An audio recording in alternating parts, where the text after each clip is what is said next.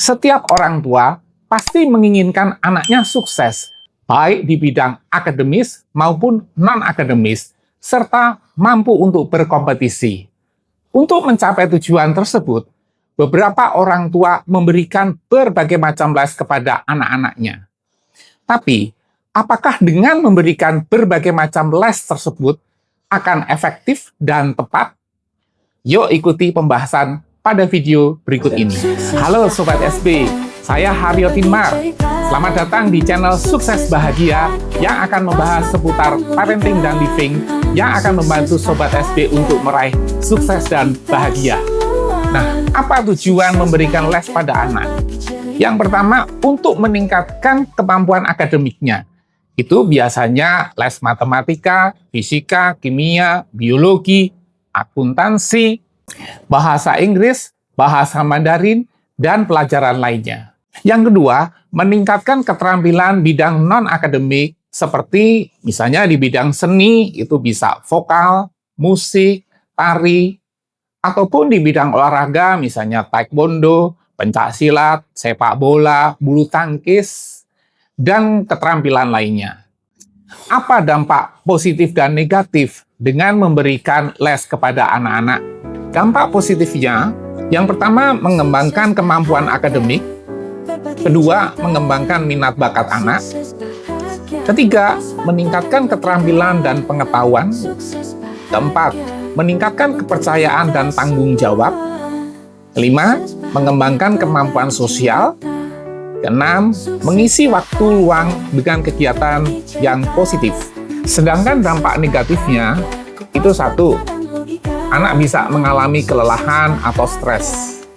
Yang kedua, kurang waktu bermain bersama dengan keluarga ataupun bersosialisasi. Ketiga, biaya mahal. 4. Prestasi akademik anak bisa ikut menurun. Kelima, pemilihan les yang tidak tepat itu akan tidak efektif. Agar les berdampak positif, apa yang harus diperhatikan orang tua? Yang pertama itu, lihatlah minat dan bakat anak.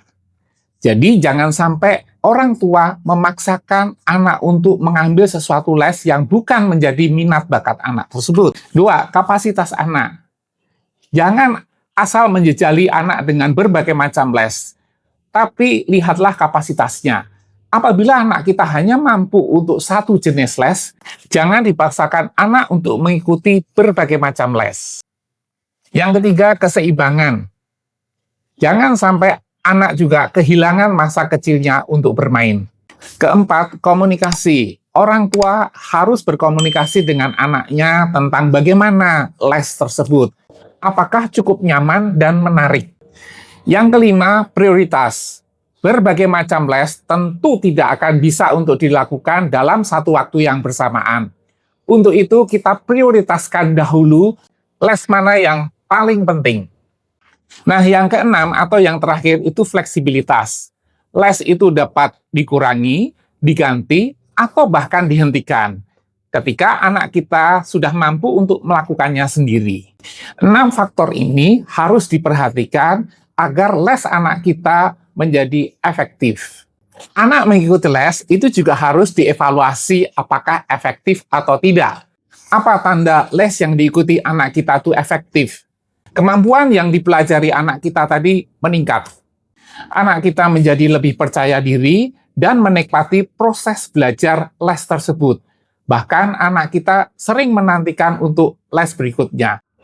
Sebaliknya, les yang diikuti anak kita tidak efektif bila tidak ada peningkatan kemampuan walaupun les sudah dilaksanakan dalam waktu yang lama. Anak kita mengeluh, bosan, dan lebih parahnya lagi anak kita menjadi tertekan ketika akan mengikuti les. Nah, hal yang penting lainnya yaitu harus dilakukan evaluasi secara berkala. Apakah masih relevan les tersebut? Evaluasi berkala bisa dilakukan dalam waktu 3-6 bulan. Apakah tujuan awal dari les tersebut sudah tercapai? Apakah anak kita masih memerlukan untuk les tersebut? Dan apakah ada alternatif les lainnya? Apakah ada prioritas baru yang perlu diperhatikan yang mungkin anak kita lebih tertarik?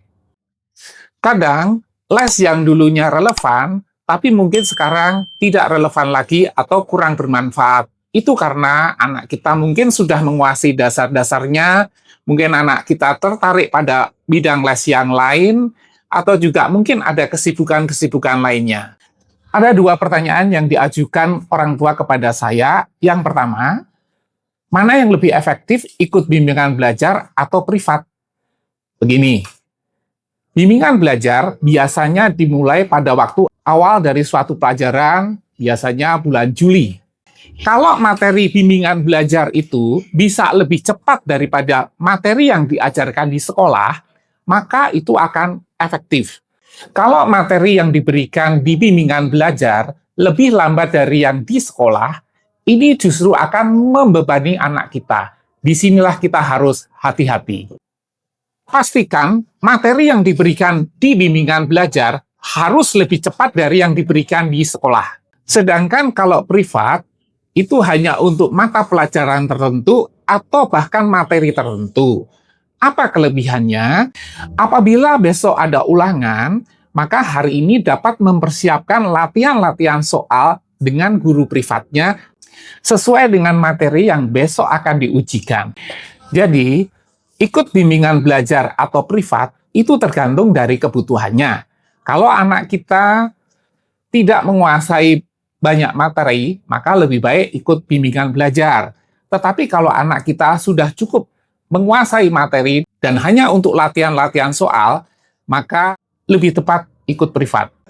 Pertanyaan kedua, apakah anak kita mengikuti les materi sekolah atau materi lainnya? Begini, kalau anak kita lemah untuk materi sekolah, alangkah baiknya kita berikan les untuk materi sekolah.